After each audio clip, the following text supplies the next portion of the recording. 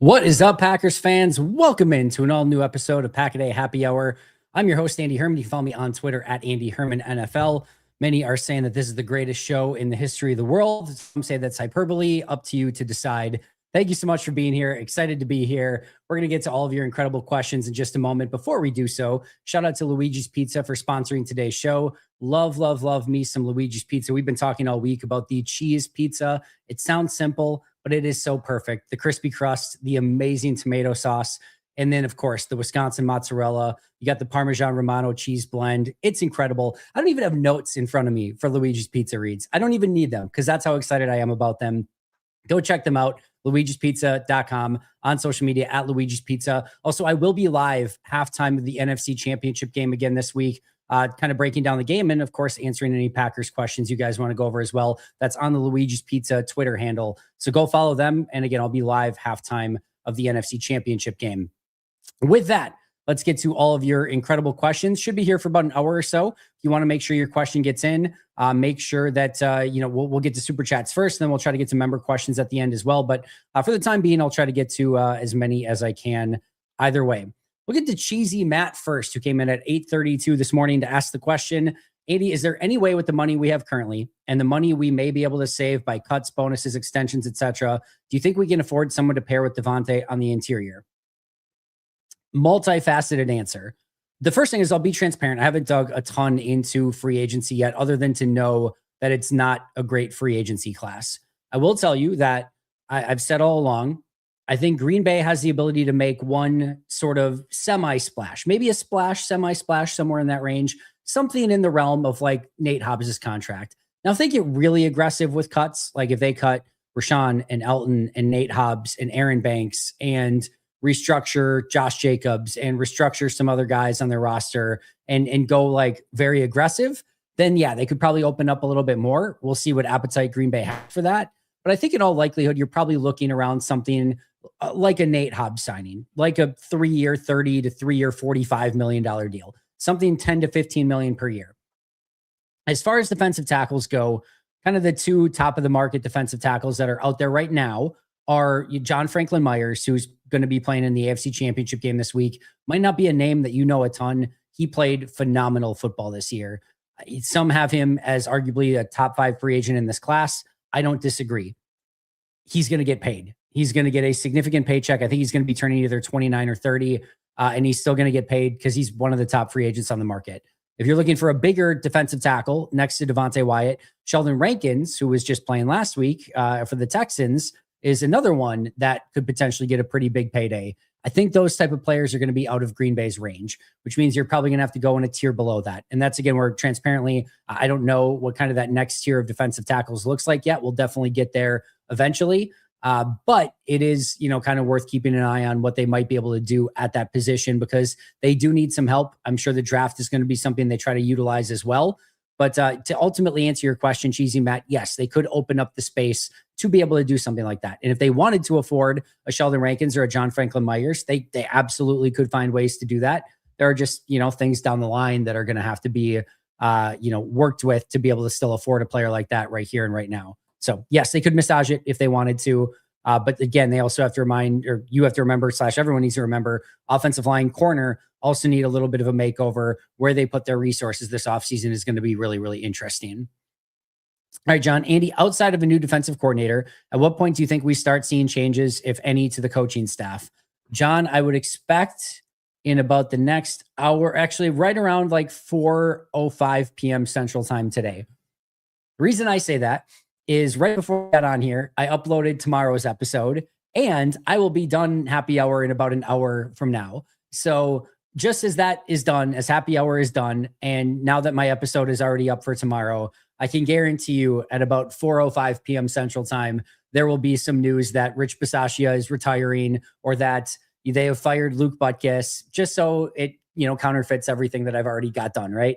I say that mostly in jest, but I will honestly be a little bit surprised if we kind of get through this week with Matt sort of finalized without any changes to the coaching staff. In a Friday, sort of news dump to get rid of guys could be a way to do that. We'll see if we get anything here in the next hour and a half. As of now, I'm not like expecting it, other than like, saying in jest that once I'm done, of course, it'll happen. But I would expect soon. I would expect sometime early to mid next week at the latest that we get something.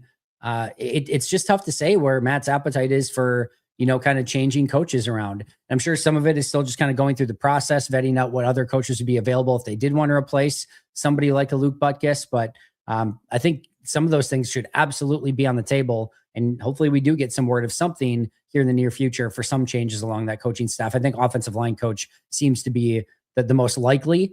And then, what happens with special teams coordinator is going to be very interesting as well. Cubs, come on, Alex. Brewers, I'm going to call you Brewers, Alex.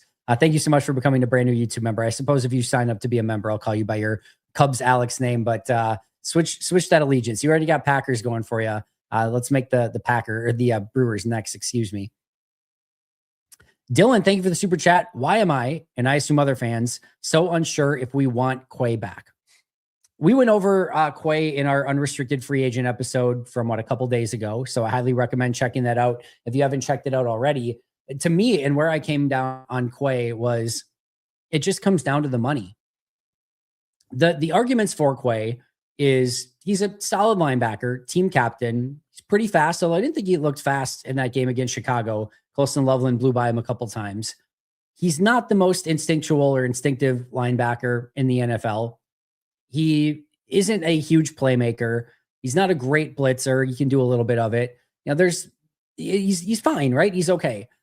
The argument for is that I think he's better than Isaiah McDuffie. I think he's better than Tyron Hopper.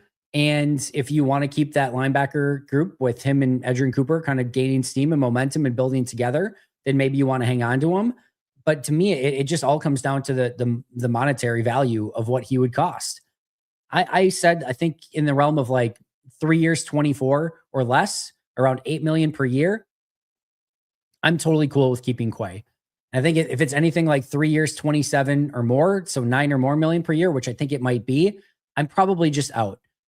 Or I would say if I could look out there at the linebacker market and get a Caden Ellis from Atlanta or get a Leo Chanel from Kansas City as a replacement at a equal or lesser value, I would be very interested in that as well. So it's an interesting conversation.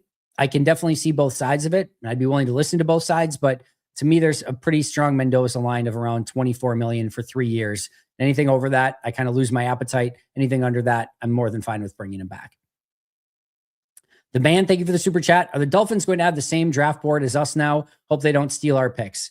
Thankfully, the man, we don't have many picks to begin. I'm just kidding. We just lose the first round pick. But yeah, they will have some of that. But you have to remember too, John Eric Sullivan, even in the same organization, right? Between Goody, John Eric Sullivan, amongst others, there is going to be differences of opinion on prospects. So he's listened to all the scouts in Green Bay and they've done all that and they've put their board together in Green Bay. And I'm sure John Eric Sullivan is going to keep a very similar board in Miami. And that's definitely within the realm of possibility. I'd have to look at, so they have their first, second, they have 2/3, they have 3/3, a fourth, a fifth, and a seventh. So yes, they are picking ahead of Green Bay about 9 picks ahead in round 2. I think they'll probably pick at least one time ahead in round 3.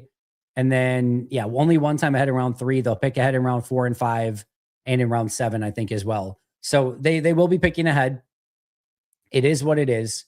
I would say ultimately where you're, concerned, maybe not even in this draft, but now you have another GM out there that's trying to replicate what Green Bay is doing. So yeah, you are likely to have Miami liking a lot of the same players in future drafts and free agencies that Green Bay likes. How much it affects things, we'll have to, we probably just will never know. Or I guess at best we'll have to wait and see. But it's probably not a massive deal, but it could be. It could be that they both like the same player, but Green Bay might know that too. If Green Bay's at pick 52, Miami's at pick 43, and Green Bay loves a player that's there, they might know that they need to move up to pick 42 to get that player because they might know that John Eric Sullivan loves him at pick 43. So they might have to give up a 4th and a 5th round pick to move up to pick 42 to ensure they get their guy. There could just be some gamesmanship there too. Tough to tell, and you never know, but will be interesting to keep an eye on as well. All right, most hated Chicagoan. Happy Friday, Andy. Happy Friday to you too, my friend. Hope you are staying warm during this cold front. I am. I'm in my basement doing podcasts, my friend, as warm as it gets. I'm on the priority list for Dolphin season tickets. Really love the personality of Sully and Half. This will be my 6th season with Miami. All right. Hey, I can't do the I have an AFC team and I have an NFC team thing. I just can't. I don't know why. There's teams in the AFC I like more, and there's teams in the NFC that I like more than others, but I can't quite go as that far. But hey, if you want a Packers South, Miami is a great way to do it. And hey, maybe they bring back Rasul Douglas. Maybe they sign Malik Willis. And I'm sure there's some other Packers that could be in play there too. Maybe they go after a Quay Walker. You might see a little bit of Lambeau South down there in Miami. Wouldn't be surprising if they got some coaches from Green Bay as well. So very much could be a Lambeau South down there. Lived during the LeBron era and bought tickets again for Packers Christmas game a few years ago. Chargers may not get McDaniel because I have a sneaky feeling Buffalo will want him to be the head coach. Could be.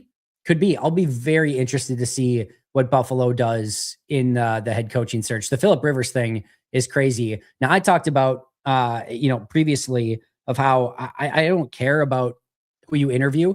I think interviewing, interesting and smart candidates is a good thing, regardless if you're going to hire them or not. But if they hired Phillip Rivers, that would be a wild, wild hire in Buffalo. Maybe it works. It's one of those things that's probably an A or an F. It probably works great or it probably works terrible, but that'd be a wild hire for Buffalo. My Packers question, because that's why we're here, is Carl Brooks for $3.77 million when he has declined each year. Can't be happening right. Price of Savion, Sorrell, and Brinson combined. Go Pack Go. Most hated Chicagoan, my friend. Great plug for tomorrow. I did a full episode tomorrow on the players who received those playing time incentives, including Carl Brooks, and then restricted free agents and exclusive rights free agents. So not to punt on your question too much, but yeah, keep an eye on tomorrow's episode. And it's up already for members. And so, yeah, check that out tomorrow. I do talk about that very situation. Matt LaFleur's track record hiring coordinators is a mixed bag. Do you trust he will get the new hires correct? We are in a crucial window and can't afford more mistakes. I'm totally with you, Richard, and I think that this is a massive hire at defensive coordinator. He cannot get this one wrong. There is going to have to be something that really makes this defensive coordinator stand out and that he finds the right guy and they go on to be a top 5 to 10 defense repeatedly over the next few years. You can't miss this one. You can't Joe Barry this one. You can't, Sean Menenga this one. You just can't. You've got to nail this hire. And quite frankly, if he doesn't, I think this is the most important hire of Matt LaFleur's career. I think if he messes this one up, the defense is just not going to be good enough. They're not going to win enough playoff games, and Matt will probably be out in a couple of years. I think this is the single most important hire of Matt's tenure in Green Bay. And he might not have another one this important. He certainly will not have another one if he completely biffs it. As far as my confidence level, he hired Jeff Hafley. He did seemingly want Jim Leonard, the previous iteration when they went with Joe Barry, but biffed Joe Barry over Evero. They completely messed that up.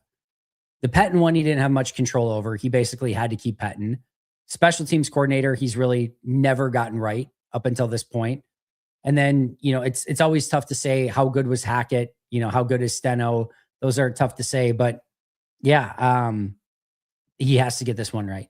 Absolutely has to. I'm cautiously optimistic.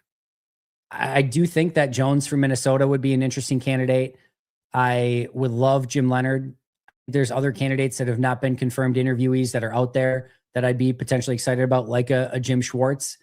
I think there's some, Jonathan Gannon. Gannon would be the most interesting in the fact that he's not somebody that I want at all, but I would also be willing to give a little bit of the benefit of the doubt to, because there are a lot of people in the league that think he's a very, very smart coordinator and that he's very smart at what he does.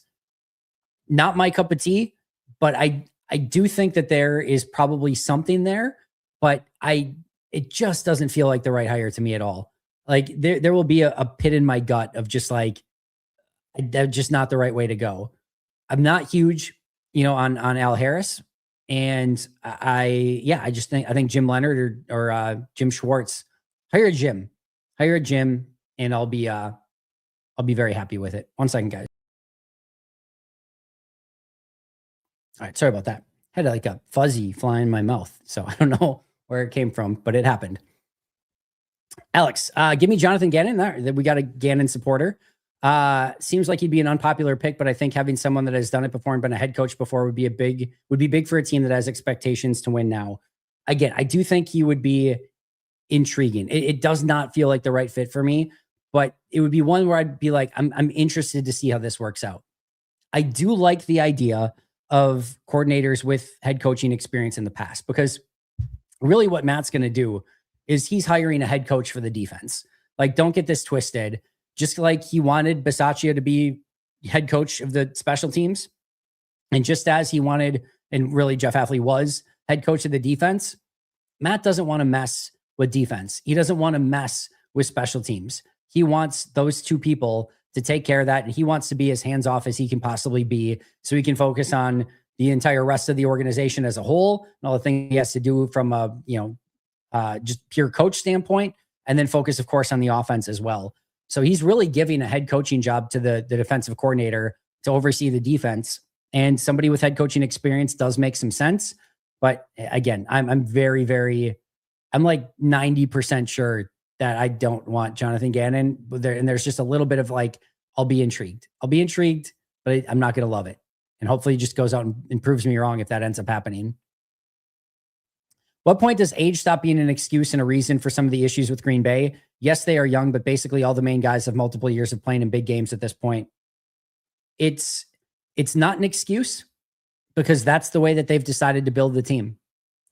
Green Bay, it's not like they took a deck of playing or player cards, right, and shuffled them up and dealt them to every NFL team and said, "Oh, all right, well, looks like we got the youngest team. Let's see what we can do with this." It's Green Bay's choice. It's Green Bay's choice to be the youngest team. They think that that's an advantage. Fewer injuries, less wear and tear, probably more malleability on how they can kind of, build the players in their system and their image. And that's what they want. So there's zero excuse. They have the right to go out and sign veterans if they want to sign veterans, and they have decided not to. So it's not an excuse. Now, the interesting thing is, I was talking to somebody earlier today. In fact, is one of our Pack-A-Day Podcast Hall of Fame members who I had my monthly call with. And we were talking about a similar conversation about age. And the interesting thing is, if you look at it, right? If you look at the oldest players on this roster remaining, all right, the only player over the age of 30 is Brandon McManus. Brandon McManus is no lock to remain on the team in the next year. Matt Orzik at age 30 should stay. Keyshawn Nixon at age 28 is an interesting candidate to potentially go elsewhere or release or trade potentially. I think he's back. Nick Neiman is a free agent at age 28. Rashawn Gary, apparently everybody wants gone. I just put a poll on Twitter. Apparently everyone wants gone at age 28. Aaron Banks is an interesting cut candidate at age 28. Those are your only players age 28 or higher, and you're likely to have more of them that potentially could be gone than maybe even bringing new ones in. And so even some of your 27-year-olds, Jonathan Ford, probably gone. Trayvon Diggs is already gone. Lacita Smith, probably not going to make the team. Your only other 27-year-olds are Jordan Love and Josh Jacobs, who are locks. And then everybody else is 26 or under. Even some of your 26-year-olds, Malik Willis, gone. Josh Wiley, probably gone, or at least could be. So you have a very young roster still. And add in 7 draft picks to that, and potentially losing your one player over 30, at least, over the age of 30, meaning 31 or older, and Brandon McManus, and a couple of your 28-year-olds potentially being gone. This team could actually be younger next year, which is crazy to think about. So, especially if they don't dabble in free agency, that could easily be the case. So no excuse whatsoever. What's up, Kyle? Andy, did you get the chance to hear half on Rich Eisen's show? Man, if anything, I am going to miss his pressers. I did not. I'll have to check that out. But no surprise. Anytime that dude talks, it is must listen. And I'm sure he was fantastic. He was great in the press conference. And I just hope he does well in Miami, except when they play Green Bay. but I'll definitely be rooting him on. He was pretty awesome to have here in Green Bay for 2 years. His press conferences were fantastic, and I saw him coach up close, and he was really fun to watch coach. I think he's going to do well in Miami, but it's a tough gig. It's not the most perfect roster in the world, but if anyone can go down there and have success, I think it's going to be him, and hopefully he does so. But yeah, gonna miss a lot of what he brought to Green Bay. All right.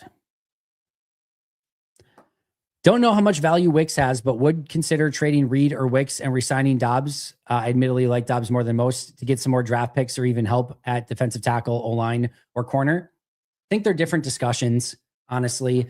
I think you probably make the Dobbs decision first. And again, I think their decision is ultimately to move on. I do think that there is a world in which you could, Wicks probably doesn't get you much, to be honest. He's going to get that $3.6 million playing time incentive increase as well. Maybe you get a 7th round pick for him, maybe a 6th. I don't think you garner much on a 1-year, $3.7 million deal for Dontavian Wicks. Jaden Reed, you could theoretically trade. If you do that, and again, I think Dobbs has gone either way. You go into the season with Watson, Golden, Wicks, and Savion Williams. And to me, that just feels a little bit short. Could you bring back Dobbs in that situation? Sure. What are you going to get for Reed? Maybe a third, and you're probably going to get a comp 5th, maybe a 4th for Dobbs. I'd rather have Jaden Reed on the team this next year, and then get plus you lose out on getting the comp pick if Reed leaves the following year. So now, I would the most obvious situation in the world at wide receiver is letting Dobbs walk, bring back Reed, Reed and Wicks on the contracts that they're on. Don't trade them. You've got Watson, you've got Golden, you've got Williams. They're going to draft somebody at some point in the draft. And then you probably have Bo Melton as an emergency receiver too. That's probably what you're looking at for depth chart at wide receiver next year. Happy Friday, Andy. If the Packers have taken care of business and avoided injuries, they could have been the number 1 seed. The game Sunday could have been the Ice Bowl 2.0. But I didn't even think of that. What is it in Green Bay for actual weather? Sunday's better than what today is. I know that much. But at least here in Sabisky, it is a low of -12, and that is not including wind chill. So it's probably going to feel like -30, -40. So yeah, it would have been freezing cold on Sunday if that game was in Green Bay. It would have been beyond freezing cold. That would have been crazy. That would have been a very crazy game. O-line, D-line, corner, which do you spend medium at free agents and which do you bring in a vet minimum or 2? Regardless of how they do it, whether it's trades, free agency, draft, etc., the trenches are the most important to me. I think you can find ways to get by at corner. I'm not saying that that's ideal. If you can upgrade it, great. But you've got to be better in the trenches on both the offensive line and the defensive line. I think those are non-starters, and it's going to be very difficult to compete. I don't think the defensive line needs a ton once you get Micah back, to me, and Devontae back. Micah, Devontae, LVN plus a player. You're pretty darn close. I don't think you need a ton there. Offensive line, probably the same. You're probably going some form of Jordan Morgan, Anthony Belton, Aaron Banks, and Zach Tom with one more player. And if you bring back Sean Ryan, you probably have your group there, but you just need more depth and competition there as well.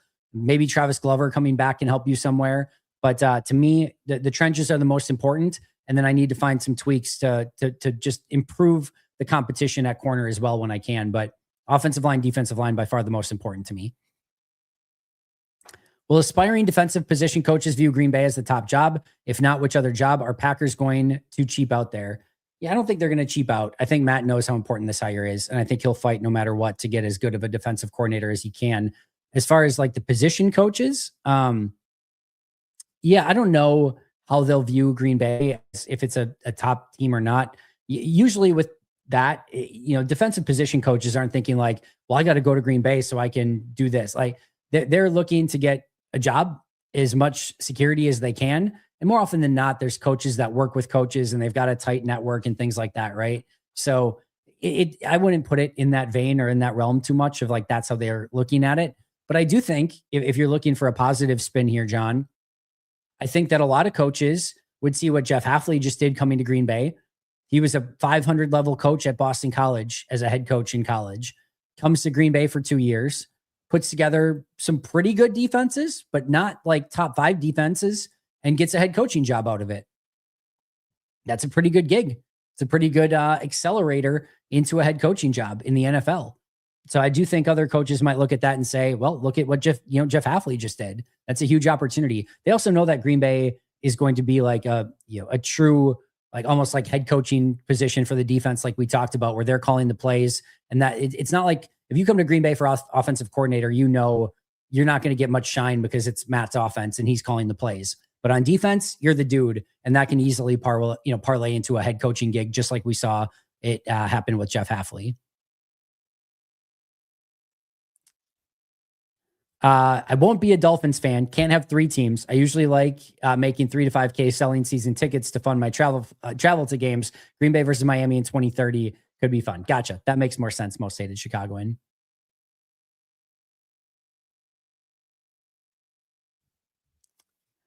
All right, cheesy Matt. Andy, second round, you have a corner, interior defensive line, or tackle, all with the same grade on your draft board. What position are you taking to help this team? For me, it's interior defensive line. So tackle, interior defensive line, and corner. They're all graded the same. I probably take positional value would tell you to take the tackle there, honestly. I'd probably take the tackle. Positional value is a little bit better, although defensive tackle is close. And at the end of the day, I do feel like if I can protect Jordan and I can have a good offensive line in front of him, I can win almost any game. So I'll probably take the tackle, but interior defensive line would be very, very close and very, very debatable either way. I'm normally a big draft guy, but I am behind. College football is chaotic and crappy and no first round pick, so I haven't paid much attention. Got to crank it up. John, you're in the same boat as I am, my friend. As I tell you guys every year, actually this year I'm going to be way ahead of schedule because I actually should be able to hit the draft pretty hard starting next week, which I'm kind of geeking out about, to be honest. Of course, it's the year that they don't have a first round pick, but I'm actually well ahead of schedule on all the other stuff that I usually have to do this time of year. So yeah, I'm going to be able to ramp up draft starting next week, which I'm very, very excited about. Can you rank the open head coach vacancies in terms of attractiveness? I mean, I could. What do we have remaining? All right, so we've got Cardinals, Bills, Browns, Raiders, Steelers. Bills number 1 for sure. Probably Steelers too, although there's no quarterback there. Raiders have the number 1 pick. I'd still take the Steelers just based on overall functionality of that front office and the ownership group and things like that. So Bills, Steelers. I would probably say the Raiders next. You have the number 1 overall pick in the draft. You've got Genty at running back. You've got Bowers at tight end. You've got a couple good young receivers. You've got Tom Brady backing you now. I would probably say Raiders third. You've got a new awesome stadium in Vegas. Yeah, I would take the Raiders third, and then probably the Cardinals fourth and the Browns fifth. I would probably put it in that order. Looks like the Packers are waiting on Jim Leonard interview before hiring. Happy about that. He's my first choice. You know, if they can hire him before the Super Bowl. Cannot hire him before the Super Bowl. You can have a handshake agreement in place before the Super Bowl, so they can interview him prior to the Super Bowl next week. And then they could, again, agree to a head coaching job, but couldn't actually hire him or announce the hiring until after the Super Bowl would be over. Long story short, if you're hoping for Jim Leonard and you want him to get here as soon as possible, and just kind of finalize that and have Green Bay get to this, defensive coordinator answer sooner rather than later, you probably want the Broncos to lose this week. So cheer against the Broncos in that situation. The only one that didn't realize Leonard entered the NFL again with the Broncos a couple years ago. No, he's been with the Broncos. Yeah. And he's doing a really good job with their passing coordinator position. So yeah, no, he's been doing a great job there by all accounts. Have they announced that they've requested an interview with Leonard? So again, I think what we really need to be cognizant of here, and this isn't just for you, Ben, the Packers do not announce who they're interviewing. If you remember, we knew about 10 to 12 reported interviews last year around for their 2 years ago when they were hiring defensive coordinator. Jeff Hafley's name never came up. And the first time we heard about Jeff Hafley was when the report came out that the Packers were hiring Jeff Hafley. We did not know his name ahead of time. So some teams will say, we have completed our interview with so-and-so for defensive coordinator. The Packers don't do that. So the only names that we are hearing are the ones that the national or local reporters know about and are reporting on, which means there could be another 5 or 6 defensive coordinator candidates that they've already interviewed that we don't know about. I would be willing to bet you that Covington and Ansley, if not interviewed already, are probably in the near future. We have not heard about either of those. And I would expect that those two are pretty much no-brainers for at least getting interviews. I would be willing to bet you there's probably a couple other names, even if it was just via Zoom or whatever, that they've also interviewed for defensive coordinator. Who that might be, we have no idea. So we are working just with the information that we have from reporters that are going out and reporting on this information. The Packers do not give this information out. So we're, working with a hand tied behind our backs to know they could have interviewed 10 people that, we've never even thought about as defensive coordinator for Green Bay, or that we have and just haven't heard about it yet. So Packers have not announced anything, and we have not officially heard about a interview request or have seen a report on an interview request from, the Packers for Jim Leonhard. But Rob Domofsky today on ESPN radio, let me just find this really quick, said, quote, "I don't think anything happens until he," meaning Matt LaFleur, "can talk to Jim Leonhard. They're going to talk to Jim Leonhard before any decision is made." That's from Rob Domofsky. So that's about as close as we got to they're going to interview Jim Leonhard, or at least talk with him once they can, which is next week. And we'll maybe find out more at that point in time.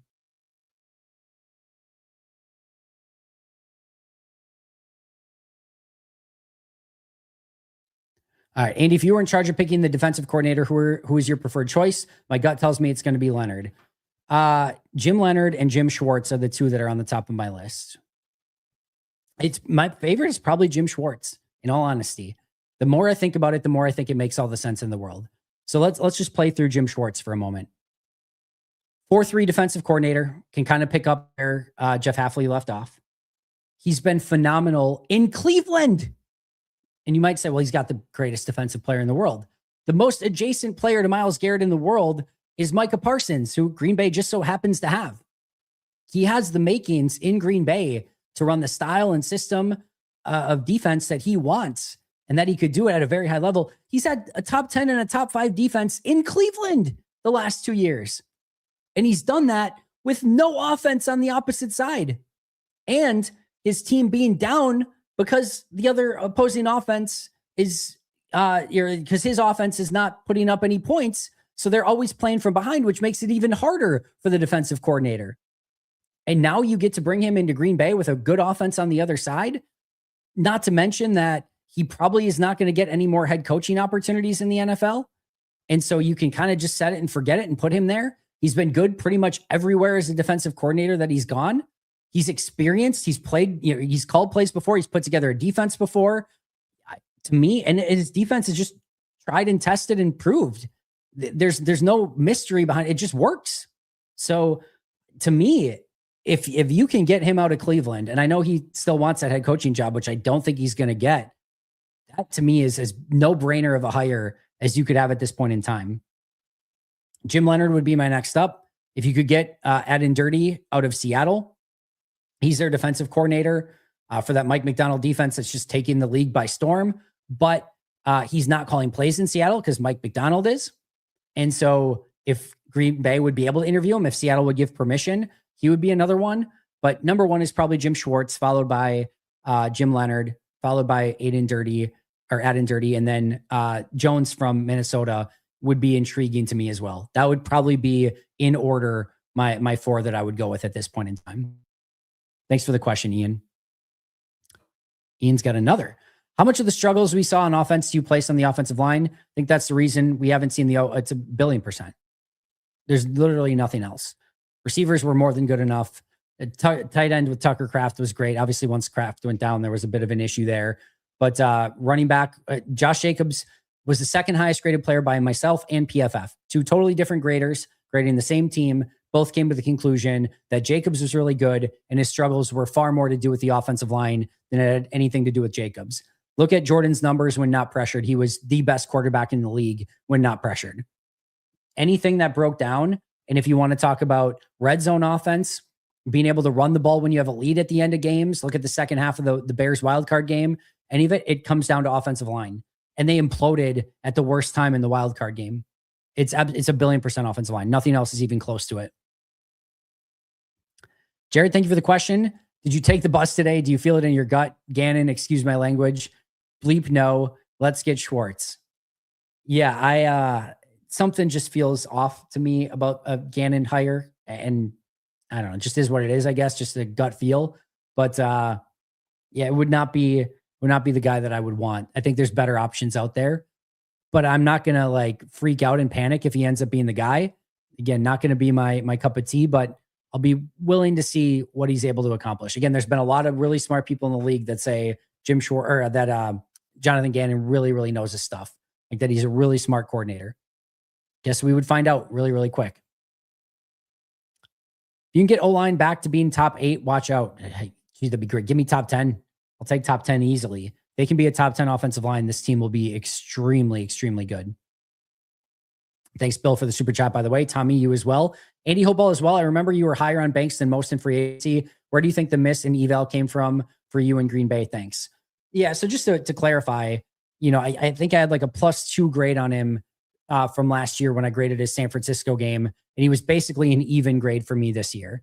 So the gap between the two is not actually that great. Now, he didn't play as well as I thought he would, and I think that there was still a miss there. To me, I liked Banks. I never liked Banks at 20-some million per year. That was always an absurd level of pay, even if I thought he was going to be able to come in and be a good, solid left guard, and that didn't consistently happen. I think Green Bay probably saw a lot of what I saw when I watched him in San Fran of having good tape, where if he would have played, I think the way that he was playing in the first half of the season prior to injury, if he would have finished up the second half last year, I think the deal would have made sense. Like, I think he would have almost played to that level of play as a starting offensive lineman in San Fran last year. I liked him coming out of college as well. He's a really cool prototype or like a, profile and like a 330-pound guy that moves very well. You can't find many of those guys. To me, there's still a little bit of hope in me that a lot of his issues were due to missing the time in camp and the injuries that he suffered throughout the course of the year and just not being himself. He was my highest graded offensive lineman in the wild card game, but certainly nowhere near the contract still, which is why I said the other day, if you're looking at the contract, I think you have to release him. I don't think you can add another 19 million in money this year that he would earn by being on the roster to double down on Aaron Banks. I don't know why you're doing that. I just don't. So to me, I would move on, but I think Green Bay and saw a lot of the stuff I saw on tape in San Fran in 2024 just didn't quite carry over. I do think injuries played a part in it, but tough to say. And we're probably going to find out. We're probably going to find out because my guess is, despite what I would do, I think Green Bay it's probably going to bring him back next year. Motivational coaches are overrated in the NFL. You have to have a little bit of everything in the NFL to be a good head coach. You have to be able to motivate. You have to know the X's and O's. You have to know how to game plan. You have to know how to game manage. You have to know how to player manage. You have to know how to deal with adversity. You have to know how to deal with upset and frustrated and angry players that aren't happy with their playing time. You have to deal with drama in the locker room. You have to deal with, putting, if you're an offensive coach, an offense together. If you're a defensive coach, a defense together. There is so much that goes in your plate. Dealing with the media, PR, like it's everything. There's so much that goes into it. And every coach has different strengths and weaknesses. And some are good at some aspects, some are bad at other aspects. And you just have to find a way to accentuate your strengths and mitigate your weaknesses.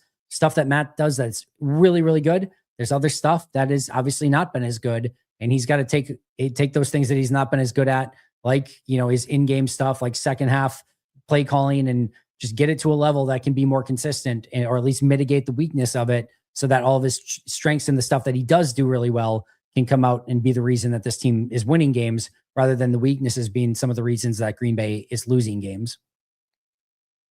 The Packers have to do blank in 2026 to win the Super Bowl.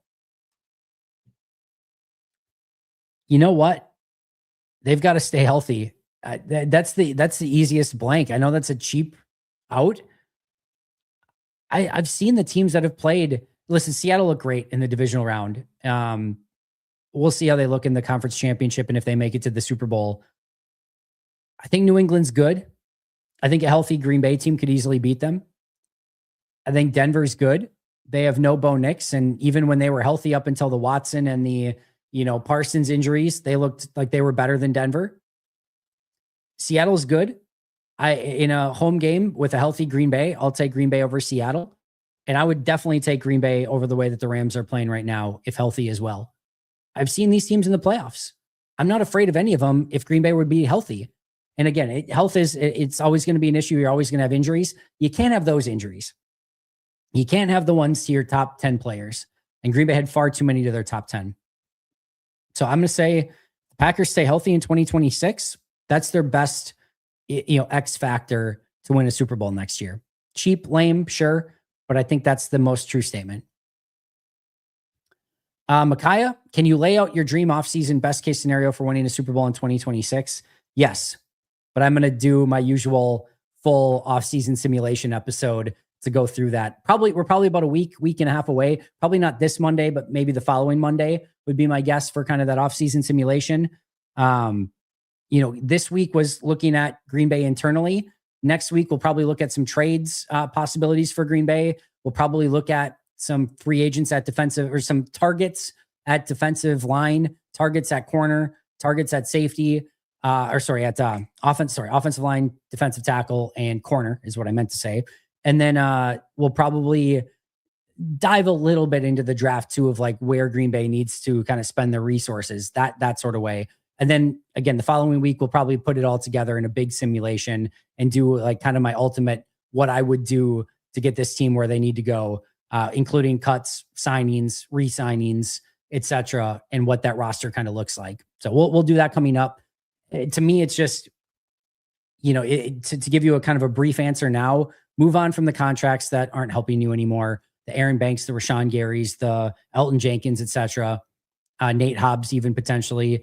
I would be changing out offensive line coach. I'd probably be changing out special teams coordinator. And then if you kind of look at from a roster building point, I just really want to build the trenches as best as I can and try to get some young players in at corner that can come in and compete and hopefully play at a high level. Good question though, Mike. I appreciate it.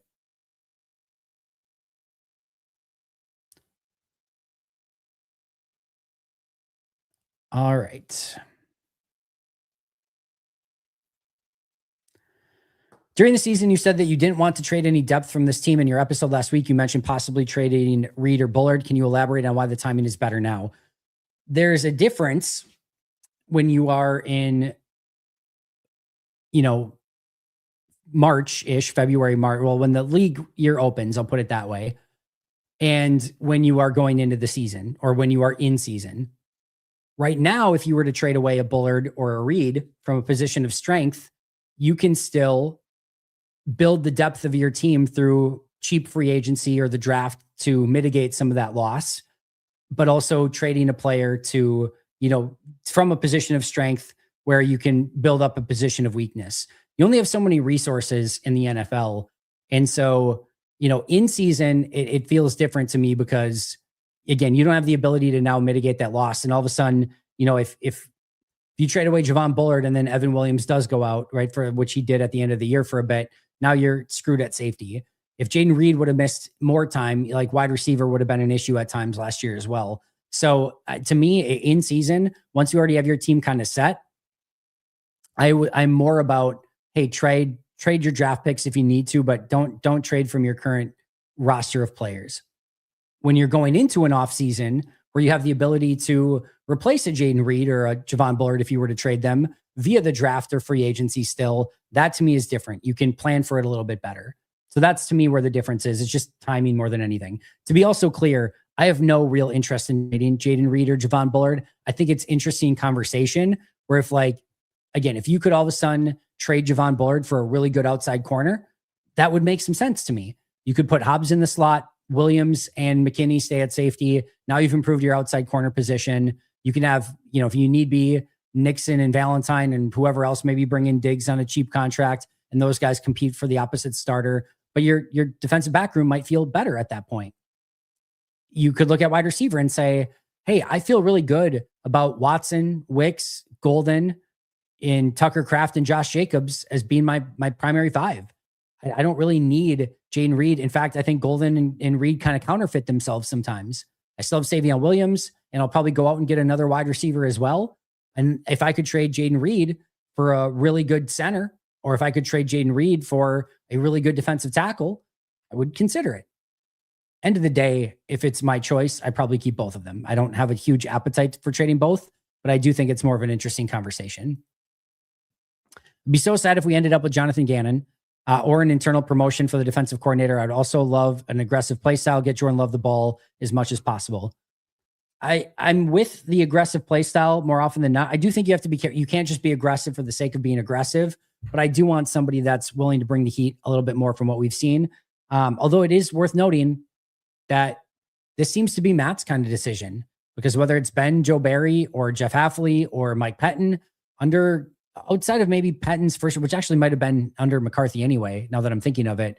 But really, since Matt's got here, his style of defensive play has been that he wants to kind of play a bend but don't break defense. So it might just ultimately be a Matt decision more than anything. But I'm with you. I'd like a little bit more aggressive. And as I've said, Gannon's certainly not my first choice. Any chance Green Bay would use a 5th or 6th rounder on the Ole Miss kicker? Sure. I know he might go before that. I have to take a look at that a little bit closer. I haven't studied the draft, much less kicker draft picks much. But if they really liked him and they thought he could be their kicker long term, yeah, they could absolutely look in that direction. What sports team are you most invested in after the Packers? Honestly, the answers would be my son's soccer teams is probably the most logical answer. That they're probably almost level with the Packers, to be honest. But if we're talking professional teams or anything like that, it definitely rotates between the Brewers and the Bucks. And I'd probably put it, I don't know. It rotates between the two. I love both teams and I spend a lot of time, watching both teams, but because I do what I do and I don't have a ton of time, I do have to sort of, hedge my time with sports sometimes. So if I like right now, I can't watch the Bucks. I'm sorry. I love the Bucks. I would love to be cheering them. I just can't watch the Bucks right now. They're unwatchable. So I just can't do it. They got a completely clean house on everything. New GM, new coach, trade away Giannis, get all the picks, all the swaps, all the young players you can, trade away Miles Turner while you can before that contract becomes even more of an albatross, and just, get rid of Kuzma, get rid of Bobby Portis, get as young as you can, start building this team from scratch and work your way back up. But probably between the Bucks or the Brewers. I actually kind of like the Peralta deal. I might be in the minority there, but I liked it. I think their pitching's still going to be really good. And I think they got 2 top 100 prospects that fit exactly what the Brewers look for. And anytime they acquire a young pitcher, I just assume they're going to be good. So yeah, I like both of those, but it probably does rotate. But the true answer is probably my son's soccer teams. All right. A couple of super chats came in, at least one.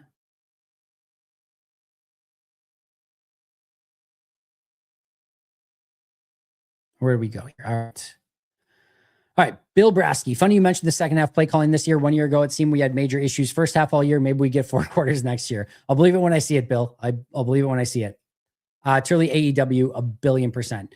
I am not tribalistic in the fact that I want WWE to do well. I was a huge WWE fan growing up. I will watch it from time to time. There are wrestlers in WWE that I love. Sami Zayn, AJ Styles, Kevin Owens is one of my all-time favorites. A lot of the female wrestlers too. Asuka's incredible. Rhea Ripley is where I was going, is incredible. I love Liv Morgan. There's so many wrestlers that I love. Seth Rollins is incredible. Finn Balor, etc. So I'm not cheering for WWE's demise. In fact, I want them to continue to get better and grow and put better wrestling on so that I can enjoy WWE even more. But it's just, are you hardcore old-fashioned wrestling with some flippy stuff mixed in, or are you storytelling with a little bit of wrestling mixed in, more like punching and finishers mixed in? Each person has their own cup of tea, and for me, I am just so much more like, give me the 5-star matches, give me the Will Ospreys, the Kenny Omegas, the Ricochets, the so on and so forth, the Takeshas. That's the Young Bucks, 1,000,000,000%. I would much rather watch a story take place in the ring. That said, AEW, there's a lot that they can do better to make things more entertaining, a little bit more crisp, and just, have the overall shine of what a WWE product does. And I think there's a lot of things that WWE could take from AEW, just from some of the pure wrestling stuff that they used to do that they don't really do anymore, that would make their product better as well. So it's AEW a billion times over, but I cheer for both. I like tuning into WWE from time to time, but my cup of tea is by far and away AEW. Sully offers Aaron Brewer for Bullard or Reed. Yeah, that'd be an interesting conversation. I need to go and watch tape of Brewer a little bit more before I'd make that decision. I really don't want to give up on Reed or Bullard. I know I was the one who brought it up in the first place in a different episode. I get that. But at the end of the day, I love both of those players, and I really don't want either of them off the team, if I'm being honest. Jeremy J. Brown, thank you so much for becoming a new YouTube member. Appreciate that a ton. And JJS Breaks, the side applauding bringing Matt LaFleur back. Y'all got to get back to the line of criticizing this team moving forward. You lost that privilege. Yeah, JJS Breaks sent me an email. I'm going to read this email because I think it's ridiculous. Let's see if I can find it. I don't know, actually, if I might have just deleted it so I didn't say something stupid back to him. See if I can find it really quick. It was a really dumb email, JJS Breaks. And I like how you think you get to decide what I talk about, which is also very fun. Let's see. I don't think I have it. It's too bad. I'm going to see if I can find it next time, though. I think you sent it to the...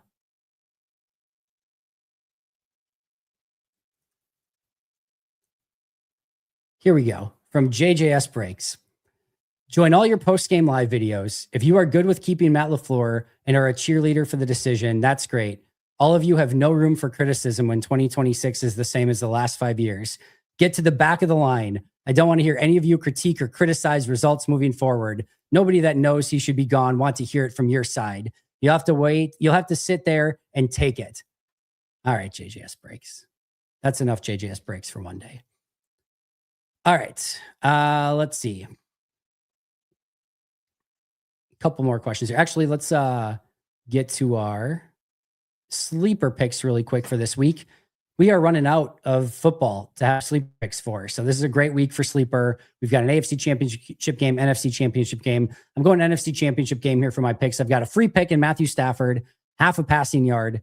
I feel pretty good about that one. Puka Nacua, we didn't get our touchdown last week. No way he goes 2 weeks in a row without a touchdown, right? I'm going Puka Nacua touchdown. And Kenneth Walker, no Charbonnet. Walker's going to get a ton of play in this one. I think he gets a rushing touchdown in this one as well. And it just needs any sort of touchdown. So I'm going to go Stafford more than a half yard passing, Puka Nacua and Kenneth Walker both to get touchdowns. You can make your own, choose your own adventure, do whatever you want. Don't have to listen to me, but I definitely recommend getting those sleeper picks in. You can get a 100% match up to $100 by utilizing code PACKADAY. Again, 100% match up to $100 by utilizing code PACKADAY. Terms and conditions apply. See Sleeper for details. They're available in over 25 states nationwide. So make sure to get those sleeper picks in for this week. All right. Oh, got to get back to my usual layout here. There we go. Back to our comments. How do the Pack do better to help Micah play the entire season instead of risking re-injury with how hard he runs? Yeah, I just think when you acquire Micah Parsons, you don't really look at it that way. I think you want to try to limit him some to like the, probably 45, 50 snap, and he'll probably be under that to begin with. But even once he's full go, I don't think you want him playing like 55, 60 snaps. I think you want to keep him fresh for the playoffs and things like that. But man, you acquire that guy to let him go and play his brand of football. And injuries are a part of it. They're going to come up. I'm not saying don't be cognizant of it, but I don't think you can be afraid of it either. You get that guy and you're paying him in the prime of his career to be prime Micah. So once he's back and ready to go, I think you let him go and be prime Micah, and you pray for the best and hope that he doesn't actually get hurt. All right, we got about 5 to 10 minutes left, guys. That email reads like Jay typing on the movie forum and Jay and Silent Bob Strike Back. That's well said. I'm going to write Andy a handwritten letter with a feather to share my thoughts on Matt LaFleur. Yeah, I probably shouldn't have read it just because now, again, it's going to empower more people because they think I'm going to read it. I'm not going to read more emails online. It's a stupid email. Let's see. Should have had a V8. You're the best in the business. We love you. Appreciate that, sad effect. You can tell it was sent from an AOL or Hotmail account. It was, let me see, now I'm curious. It was Gmail. He's got that going for him at least. It was Gmail. And again, I have no issue, by the way, with the overarching. If you wanted Matt gone, that's a totally fine. That's a totally fine thought process to have. I have no issue with it whatsoever. I did early in the season, and I said so. I thought it was stupid during the year, and I literally laid out, hey, he loses 5 games in a row in the end of the year in embarrassing fashion in the playoffs. Have at it. Full conversation. Obviously, right after the playoff game ended, I said I would have moved on from Matt.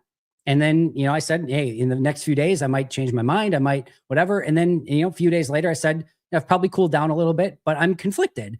I think there's reasons that you can point to really keep Matt. And I pointed to all of those. So I think there's reasons to be really concerned. I think Mike Wall speaks to a lot of the stuff that a lot of Packers fans are feeling, of just sort of the toughness and the physicality and playing big in big games. Are you going to be a big game team, or are you going to shrink in the moments? And this has been a team that shrunk in the moments. I have no issue if you are in the camp that said, I would have moved on. And I think that there is a ceiling to what Matt can get to. I have nothing that I can use to disagree with that. In fact, there's pieces of it that I absolutely agree with. But Matt's the coach. And so it's not just like everyone get in line. Now Matt's the coach and you will do it. That's not anything to do with it. But I think that if you don't think there was any good reasons to keep Matt, I think that is as ridiculous as saying there's no good reasons to get rid of Matt. I think there are logical reasons on both sides. I really, really do. So I have no problem if anybody is like I think this was a terrible decision and Green Bay made the wrong choice and they should have gone in a different direction. You are by all means within your right. And I don't think it's crazy to have those thoughts whatsoever. But I think that there are reasons to bring him back. And I just think that say, well, now everyone, can't have the opinion if this is wrong, and let this play out. Let's see how it goes. And I still am very hopeful that Matt can ultimately find a way to be the best version of himself, to get this Packers team playing at the best versions of themselves. I think we saw signs of that prior to the Micah injury, especially in that Broncos game. And hopefully that's something we continue to see moving forward once this team is back healthy, and with Matt being, hopefully coaching at his best this upcoming season. All right. We got another AEW question. Which AEW wrestler would make the best special teams coordinator? Brody King. I'm going Brody King. Someone else asked, but how different is 2025 if you start Jenkins at guard, Ryan at center, never pay Banks? Feels like the biggest mistake all year. Fitz, we're going to have a big conversation on that probably on Tuesday this week. You are not wrong, my friend.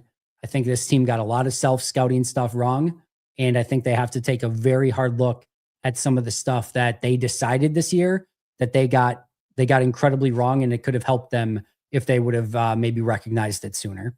And so I think that there is a big issue with that this offseason, both not just self-scouting, but scouting in general, scouting players that came in via free agency, how they utilize players coming in through the draft, how they organize their offensive line, their defensive backfield. There's a lot of it. So we're definitely going to talk about that.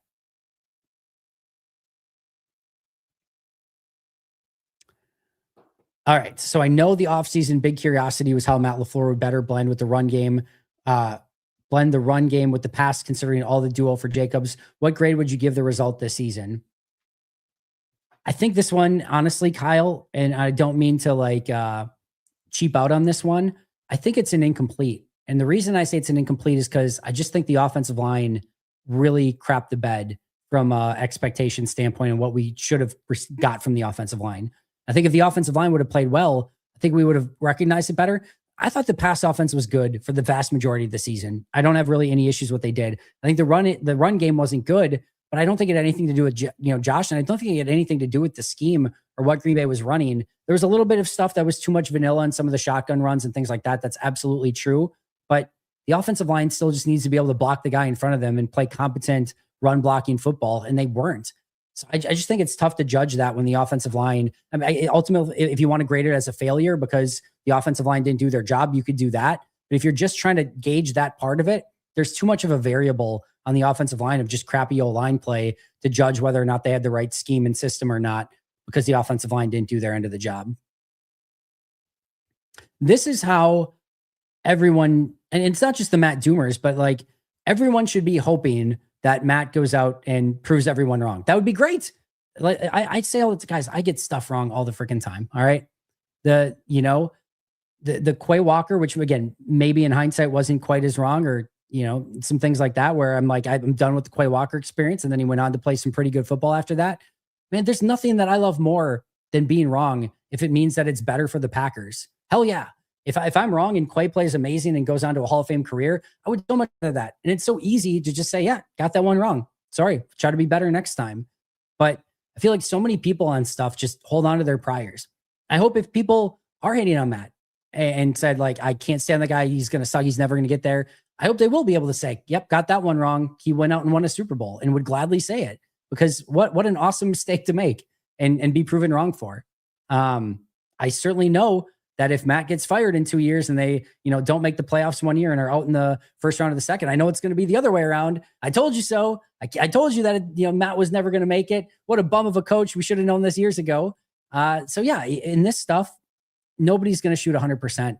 So, and you can still see it with some Jordan Love, people out there that are unwilling to give Jordan Love his flowers, that you can very clearly tell it's due to prior, like, oh, I didn't like that pick, or they never should have taken him. And they're just holding on to that inside.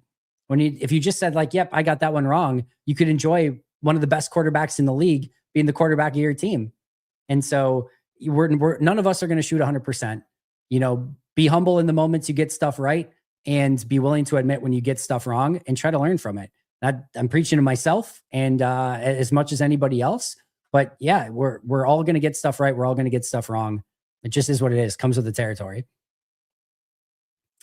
How much do the free agent misses fall on John Eric Sullivan, who all is involved in that scouting? Those, Amy, I wish I had an answer for you. Even like the people who have pro personnel versus, like, you can tell who's in pro personnel and who's in, more on the scouting and draft side, but you don't know who's, recommending what to who. Like, Goody and somebody else could have said, we love Aaron Banks, and John Eric Sullivan might have been like, yeah, I don't think you guys should do that. Like, I can see why you might like him, but I think that's too much. John Eric Sullivan might have been the angel on, or maybe the devil in that case on Goody's shoulder, and being like, don't do it. Don't do it. You shouldn't get Aaron Banks. And he might have been the opposite. He might have been the angel of being like, do it. Or I guess, again, who the angel and the devil is in this scenario depends on what your point of view is. But might be like, do it. I think he'd be a great player. Yeah, sign him. We just don't know. At the end of the day, it's Goody's decision as to whether or not he does it. But whether or not John Eric Sullivan was recommending that or saying, like, hey, I think we should pass.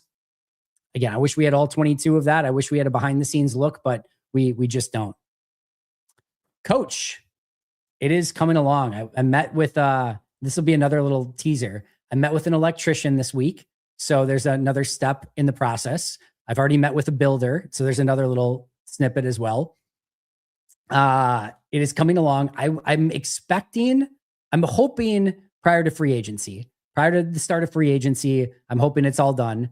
It's going to take a little bit of time, but there might be a couple episodes with me not in my office. I might have to have a different locale for a couple episodes. We'll see, but we'll see. It's going to be awesome. It's going to be, I'm geeking out. I have not only the vision for it, but I have now seen the layout of stuff and things like that. It's going to be freaking awesome. I'm so pumped for it. So keep you posted. Well, I'm not going to keep you posted. It's going to be a surprise. One day you're just going to see me with a new backdrop and it's going to be sweet. Do you think we ran out of the gun so much because of practice Jacobs preferred being able to read the holes when the line gets blown off the line? Yeah, it's another one. I don't know what the ultimate decision was there for. I don't think that had a ton to do with it, honestly. I think it had more to do with the offensive line and just how they were playing in pass pro and just giving some different looks. We saw under center with Chicago blitzing in that wild card game what trouble it gave Green Bay, which is why I think they had to get in the shotgun or at least in a, sort of a, pistol formation. But yeah, either way, I think they just have to be better on the offensive line, and that should open up more opportunities to both run and pass in 2026. A couple more guys, then I have to get out of here. For a D coordinator, would you rather have an aggressive chaos guy, a match zone guy, or a spot drop? I want somebody who's capable of doing everything. I want somebody who's able to take the Packers players and fit them into what works best while also being able to be malleable to the opponent that you have coming up. I think Jeff Hafley was mostly pretty good at that, but I don't think there's just one thing that you can do. You can't just be like, well, we're going to do, be a, cover 3 team or a cover, like you have to be multiple in your approach. So I want somebody who is malleable and can change based on the personnel that they have and based on the opponent that they're playing. Do I feel like Musgrave improved some, or is that just out of necessity? Maybe a small step, maybe a very small step. Still is stumbling after the catch, couldn't get yards after the catch. Thought he had a couple of good receptions and made some big catches at times. Really bad blocking performance, especially in the last game. Some things, I still think he's number 2 tight end, and you're probably looking at a replacement for him to start taking some of those snaps and probably replace him in 2027.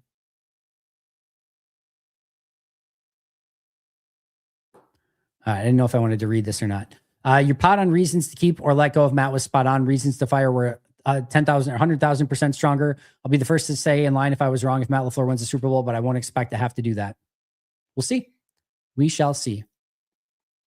I do think Jacobs is the running back for 2026. I think after that, it becomes more of a question. I don't expect him to go anywhere this year, and I think he should be back this year, and I think he will be back this year.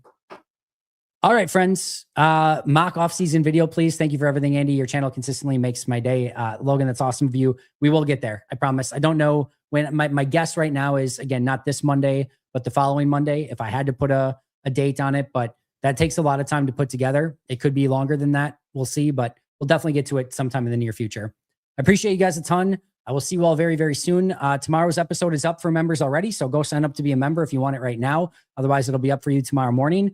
Taking a look at some of the players who have those escalators in their contract, playing time escalators, and then also looking at restricted free agents and exclusive rights free agents. So taking a look at that tomorrow. And then I think Sunday is going to be my full recap of my grades for the year.